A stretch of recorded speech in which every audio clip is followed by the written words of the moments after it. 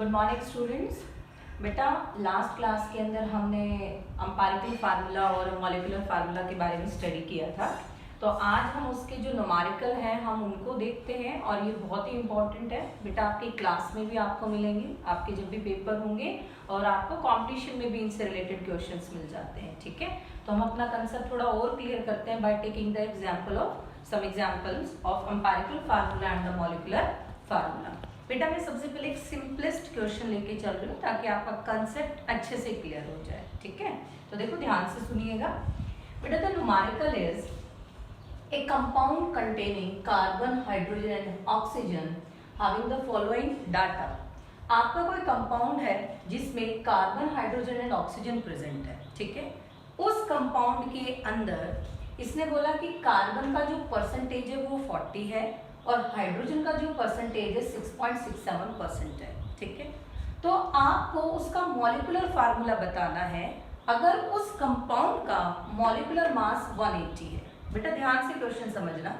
इसने बोला है कि एक कंपाउंड है और वो कंपाउंड जो है आपका वो कार्बन, हाइड्रोजन और ऑक्सीजन का बना हुआ है, जिसमें कार्बन का कंटेंट 40% है, हाइड्रोजन का कंटेंट 6.67% है। तो आपको मॉलिक्यूलर फार्मूला निकालना है अगर उसका मॉलिक्यूलर मास कितना गिवन है 180। ठीक है, अब देखो बेटा कंपाउंड क्योंकि कार्बन, हाइड्रोजन एंड ऑक्सीजन का बना हुआ है तो हमारे पास तीनों एलिमेंट की परसेंटेज होनी चाहिए। ठीक है, लेकिन हमारे पास यहाँ गिवन क्या है, सिर्फ कार्बन और हाइड्रोजन की परसेंटेज हमारे पास गिवन है।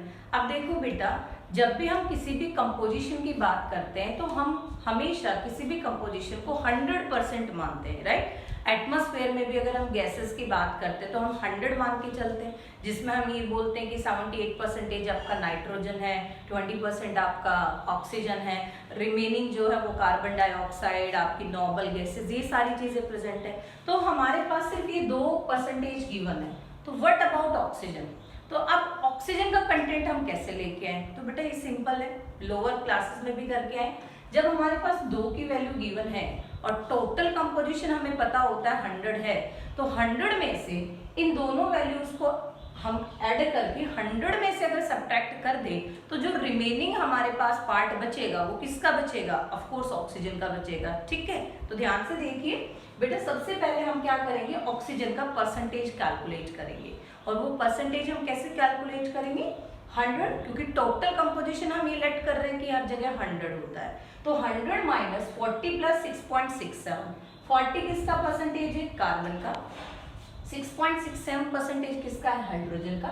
40 और 6.67 को जब हमने ऐड किया तो ये हमारा आया 46.67। 100 में से सब्ट्रैक्ट करने के बाद तो जो रिमेनिंग हमारे पास जो ऑक्सीजन आया बेटा वो कितना आया बेटा? 53.33%। Is it clear? तो ये वाली चीज क्लियर हो गई। जरूरी नहीं आपको हमेशा ही ऑक्सीजन का कंटेंट कैलकुलेट करना पड़े बेटा, ये गिवन भी हो सकता है और कई बार नहीं भी हो सकता। तो ध्यान रखना जब भी आप कोई भी कंपोजिशन लेते हो तो वो 100% होता है। It's clear?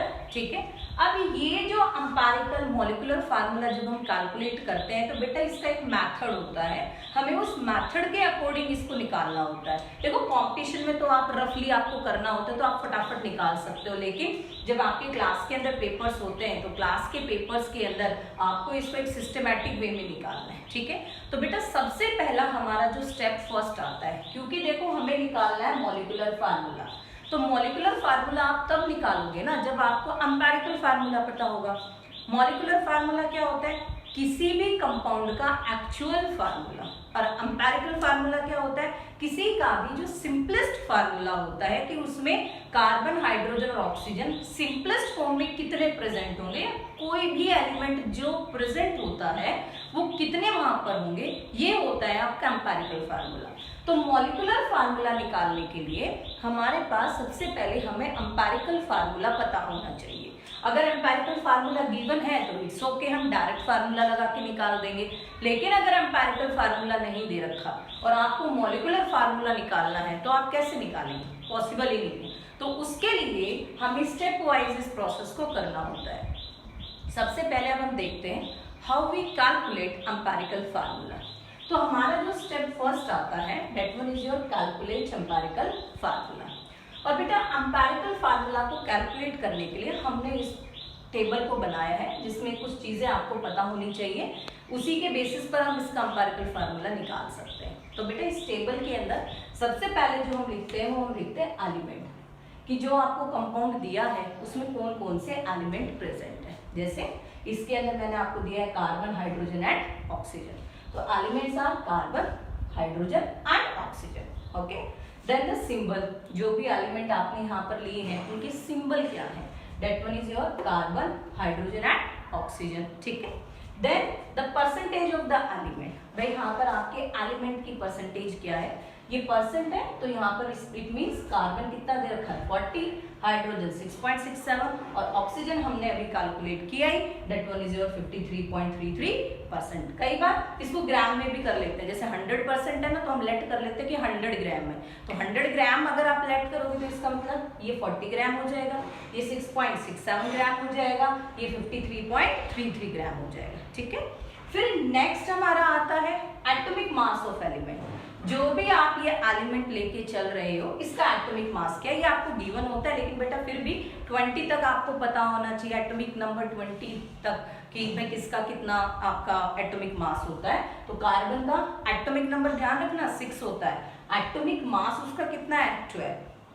हाइड्रोजन का एटॉमिक नंबर भी 1 होता है और एटॉमिक मास भी, हालांकि 1016 होता है, लेकिन अपनी कैलकुलेशन को आसान करने के लिए हम उसको 1 रिगार्ड कर लेते हैं। एंड ऑक्सीजन का एटॉमिक नंबर 8 होता है, लेकिन उसका एटॉमिक मास कितना होता है 16 होता है। Is it clear? तो बेटा यहाँ तक ये चीजें समझ में आई। सबसे पहले एलिमेंट, देन उसका सिंबल, देन परसेंटेज जो भी उसमें गिवन दे रखा है, देन उसका एटॉमिक मास ऑफ एलिमेंट। ठीक है, फिर नेक्स्ट जो हमारा it's very important, number of moles निकालना। ठीक है, नंबर ऑफ मोल हम कैसे निकालते हैं बेटा, मोलैरिटी में हम पढ़ के आए हैं। नंबर ऑफ मोल जो आपका होता है वो होता है equal to given weight upon में मोलर मास, या एलिमेंट है तो हम क्या लिख देते हैं एटॉमिक मास। ये हमारे पास नंबर ऑफ मोल होता है।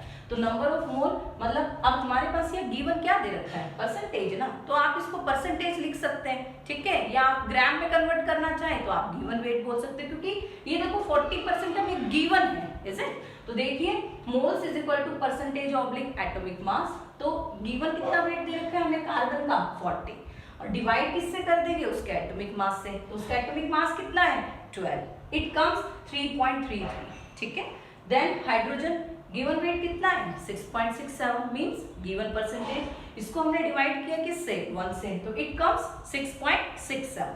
Then your oxygen given percentage 53.33 divide by 16, इसको 16 से डिवाइड किया तो ये कितना आया 3.33। यहां तक ये बड़ा इजी है।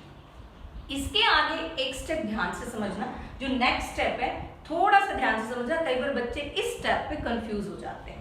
बेटा जब यहां से हम नंबर ऑफ मोल निकाल लेते हैं, ठीक है, तो बेटा नंबर ऑफ मोल निकालने के बाद हमारे पास दो चीजें आती हैं, एक आता है सिंपलेस्ट मोलर रेशियो और एक आता है सिंपलेस्ट होल नंबर रेशियो।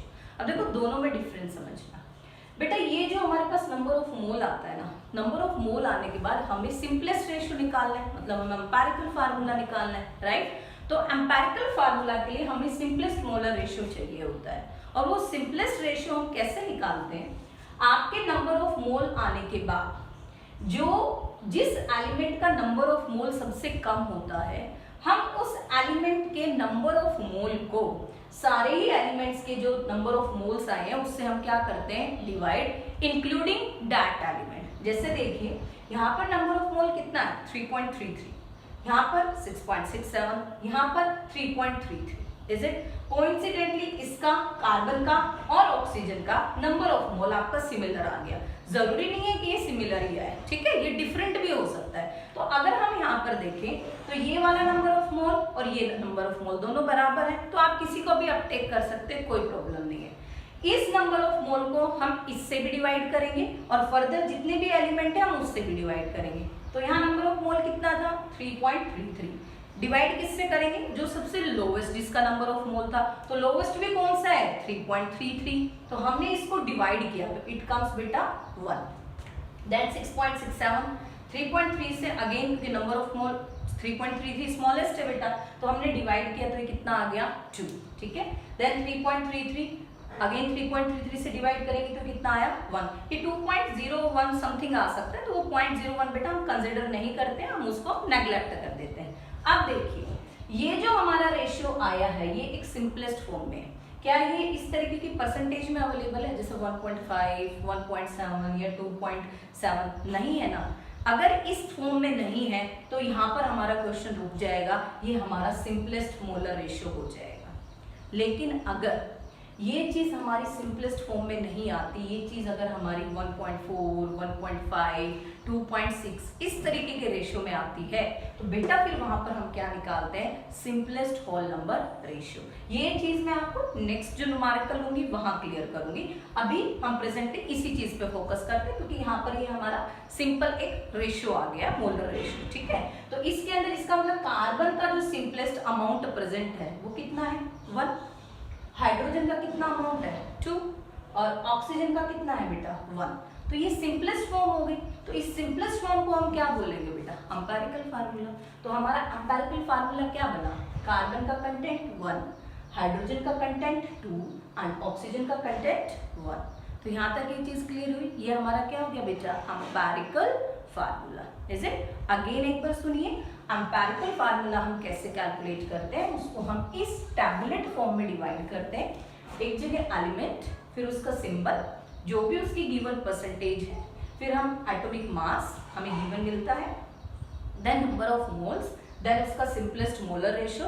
अगर ये सिंपलेस्ट फॉर्म में नहीं है तो हम उसको होल नंबर रेशियो में कन्वर्ट करते हैं। Is it clear? ठीक है। तो इसको जब हमने सॉल्व किया तो हमारे पास हमारा एम्पिरिकल फार्मूला क्या आया बेटा, C1H2O1। कई बार पेपर में सिंपल एम्पिरिकल भी पूछ सकते हैं और मॉलिक्यूलर भी। अब देखिए बेटा, मुझे यहाँ कैलकुलेट करना था मॉलिक्यूलर फार्मूला, अभी मेरे पास सिर्फ क्या आया है, एम्पिरिकल फार्मूला। इसके बाद फिर हमारा आता है बेटा स्टेप 2। अब देखो मॉलिक्यूलर फार्मूला चाहिए तो मेरे पास एम्पिरिकल फार्मूला तो आ गया। अब देखो बेटा, हमने आपको पिछली क्लास में एक फार्मूला बताया था कि जो आपका मॉलिक्यूलर फार्मूला होता है वो इक्वल टू होता है किसके, n into my empirical formula, है ना।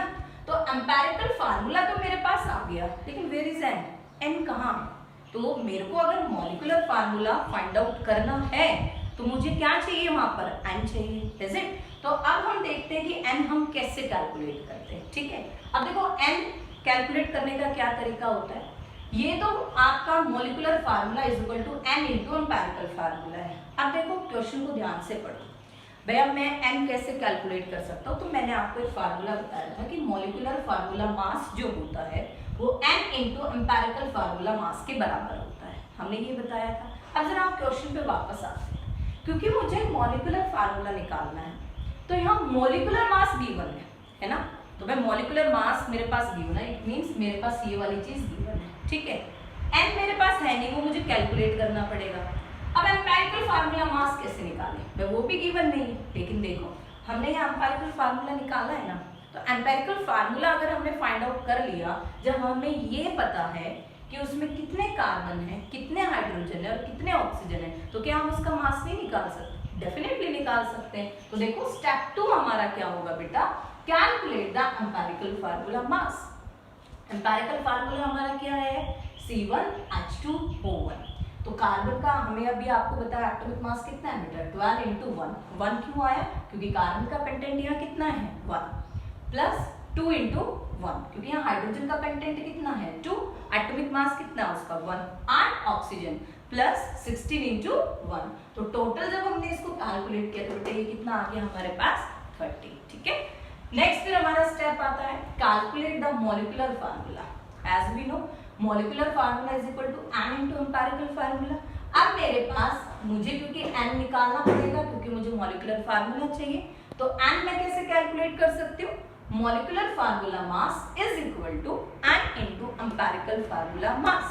तो मॉलिक्यूलर मास मेरे पास गिवन है, that one is your 180 and is equal to n। Empirical formula mass हमने यहाँ से कैलकुलेट किया, डेट वन इज योर 30। तो n फैक्टर मेरा क्या आ जाएगा बेटा 180/30, इट इज इक्वल टू 6। तो इट मींस मॉलिक्यूलर फार्मूला अब हम इजीली निकाल सकते हैं according to our formula. Molecular formula is equal to n into my empirical formula. तो molecular formula is equal to n मेरा कितना आया बेटा 6, और एम्पिरिकल फार्मूला हमने जो बनाया वो हमारा कितना आया बेटा, C1H2O1, इज इट। अब इसको अगर हम मल्टीप्लाई करेंगे तो हमारे पास में क्या आ गया बेटा, C6H12O6, that one is your molecular formula. ठीक है, इसको हम ग्लूकोज भी बोलते हैं और इसको हम फ्रक्टोज भी बोलते हैं। इन दोनों का जो मॉलिक्यूलर फार्मूला है बेटा वो सेम रहता है, फ्रक्टोज एंड ग्लूकोज का। हालांकि ये दोनों अलग अलग चीजें हैं, ये हम डिटेल में जब हमारा 12th में बायोमोलिक्यूल चैप्टर आएगा तो वहां हमें क्लियर होगा कि ये दोनों चीजें कैसे अलग है। बट दोनों का जो फार्मूला है, मॉलिक्यूलर फार्मूला, उसका जो मॉलिक्यूलर मास है, ये